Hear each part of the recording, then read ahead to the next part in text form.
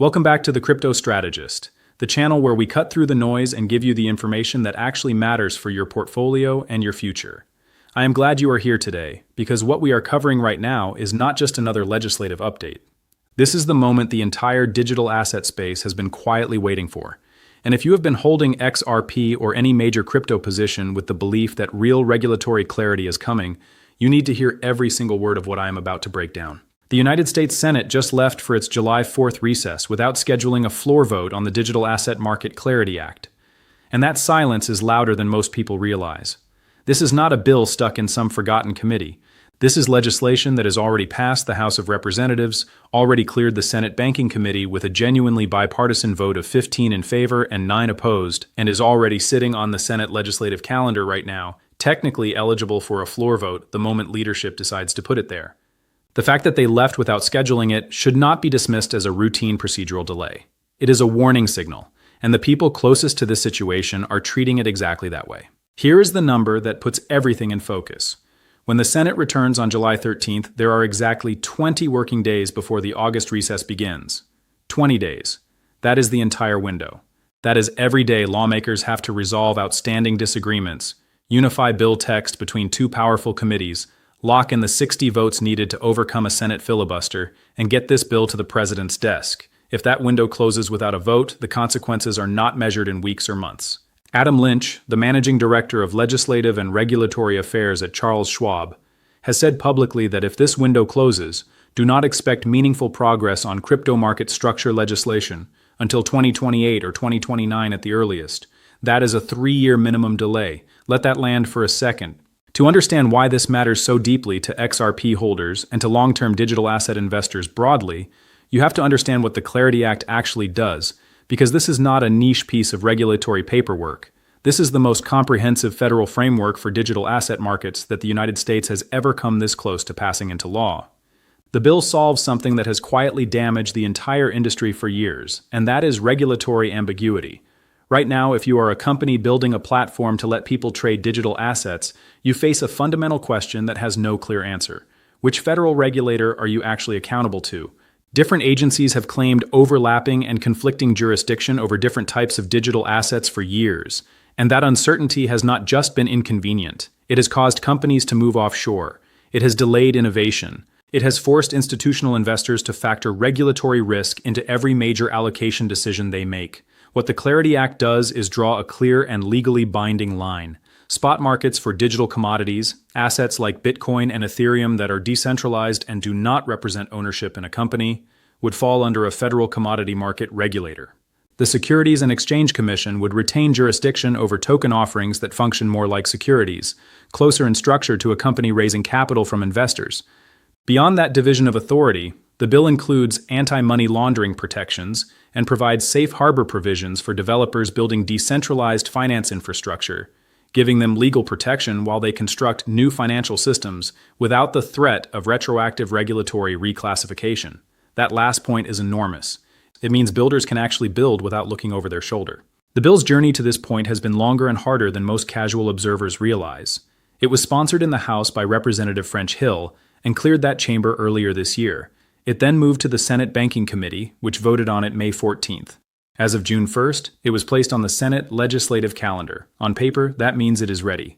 In practice, the Senate left for recess without scheduling a vote. Senate Majority Leader Thune has said passing the Clarity Act is a priority. He has also acknowledged that time is running out to resolve the issues still standing between the current draft and a version that can get 60 votes. One of the bill's Senate sponsors has been pushing specifically for a July floor vote, and the expectation heading into the recess was that updated bill text would be released during the break, giving everyone one final review period before a push for a vote immediately after the Senate's return on July 13th.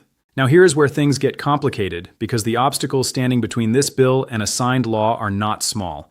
There are at least 4 distinct negotiating variables all running at the same time inside a 4-week window, and each one of them has the potential to derail the entire effort.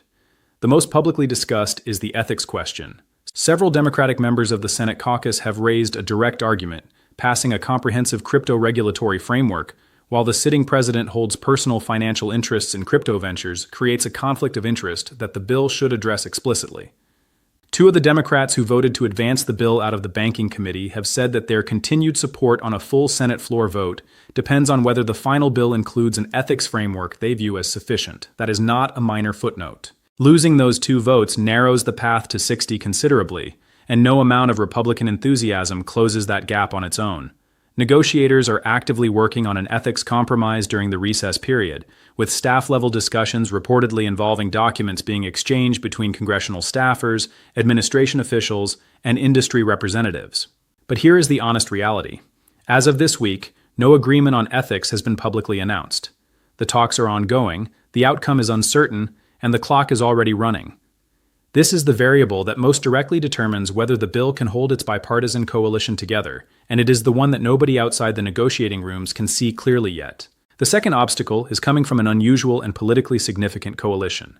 A specific provision within the Clarity Act, known as the BRCA, has drawn formal opposition from law enforcement organizations and from Catholic institutions. Law enforcement groups have argued that if this provision is included in the final bill, it would compromise their ability to track and apprehend criminals, specifically human traffickers, who use cryptocurrency and digital assets to move illicit funds. Catholic organizations have publicly aligned with that position. When law enforcement and religious institutions both come out against a specific piece of legislation, the political math for any senator already uncertain about the broader bill becomes significantly more complicated. This is not noise. This is organized, credible opposition to a specific provision, and it has to be resolved or managed before the vote can happen. Underneath both of those visible debates is a structural problem that has received less attention than it deserves, but is just as real. Before this bill can move to a Senate floor vote, the Banking Committee and the Agriculture Committee, two separate Senate committees with jurisdiction over different parts of the digital asset market, have to produce a single unified bill text. That alignment process requires resolving genuine disagreements on questions like state preemption, which determines whether federal rules override state-level digital asset regulations, how exchanges manage conflicts of interest, and how affiliate trading should be handled. These are not cosmetic differences. They reflect substantively different regulatory positions between two powerful committees, and those positions have to be reconciled within the same 4-week window that is already being consumed by the ethics fight and the BRCA opposition. And then there is a fourth pressure point, quieter but present. The bank lobby and state banking associations have been applying pressure on the question of stablecoin yield, specifically whether companies issuing stablecoins should be permitted to pay interest to those who hold them. If you followed the Genius Act negotiations earlier this year, you know that this exact question took 3 months to resolve before that bill could move forward. Staffers working on the Clarity Act say the stablecoin yield question has not been officially reopened, but outside pressure is building from financial institutions that were not fully satisfied with where the earlier compromise landed. How much traction that lobbying effort actually has is unclear, but it adds to the list of variables that have to be managed simultaneously. Galaxy Digital's head of research, Alex Thorne, recently lowered his probability estimate for the Clarity Act passing this year from 60% to 50%. He cited 3 factors. The legislative calendar is shrinking, no floor vote is scheduled, and there has been no public announcement of agreement on any of the outstanding issues. He also made a point worth holding on to. 50% odds on a piece of legislation, this significant is a meaningful number, and those odds could shift quickly in either direction if lawmakers announce visible progress or schedule a floor vote in the coming weeks. Miles Jennings, general counsel at Andreessen Horowitz, offered a perspective that experienced observers of legislative cycles will recognize. Deals, he argued, only get done when time demands it. The pressure of a shrinking calendar could create exactly the conditions under which parties who have been circling unresolved issues are finally forced to make decisions. For long-term investors who have been holding XRP or other digital assets with the belief that regulatory legitimacy is coming, this 4-week window is not abstract. It is the actual test of whether the thesis you have been patient with gets validated in the near term or gets pushed into a completely different political environment. Think about what the 2028 to 2029 timeline actually means in practical terms. 3 years of continued regulatory limbo is not a policy footnote. It is a real planning consideration for anyone managing their position around a retirement horizon rather than a 2-decade time window. That shift in timeline does not necessarily break the long-term case for digital assets, but it changes the weight significantly for the investor who does not have unlimited runway. Advocacy organizations working on crypto policy have been sounding the alarm in public. Stand With Crypto posted publicly that the Clarity Act still does not have a scheduled floor vote and called on advocates to contact their senators before Congress returns. Their argument is worth stating plainly. This bill is not stuck in committee. It passed the House. It advanced out of the Senate Banking Committee with bipartisan support. The Senate is one scheduled vote away from delivering the federal framework that builders, consumers, and institutional markets have been asking for. The political will exists on paper. What is missing is the scheduled date. Ripple took that message even further, literally sending a truck to Washington, D.C. to campaign for the bill, with a direct and visible message. The Clarity Act protects consumers, supports responsible innovation, and keeps the United States competitive in global financial technology. That kind of physical advocacy in the nation's capital reflects exactly how the industry reads this moment, not as a routine legislative update, but as the hinge point that either validates years of infrastructure building or defers it to a different era. So, where does this actually land for you as someone watching this channel and tracking your position? The Clarity Act is a real bill with real legislative momentum.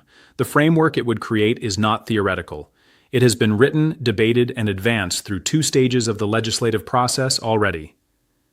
What is missing is one thing: a scheduled floor vote. The window is also real. 20 working days from July 13th, with the defense bill consuming the first week and August recess closing the door after. Every obstacle that remains, the ethics compromise, the BRCA provision, the committee alignment, the stablecoin yield pressure, is a live negotiating variable, and they are all running simultaneously. The pattern worth naming is this: every time this bill has cleared one hurdle, a new one has appeared. The question is not just whether the bill can pass. It is whether 4 weeks is actually enough time to close all the remaining variables at once. That is not pessimism. That is an honest read of the calendar.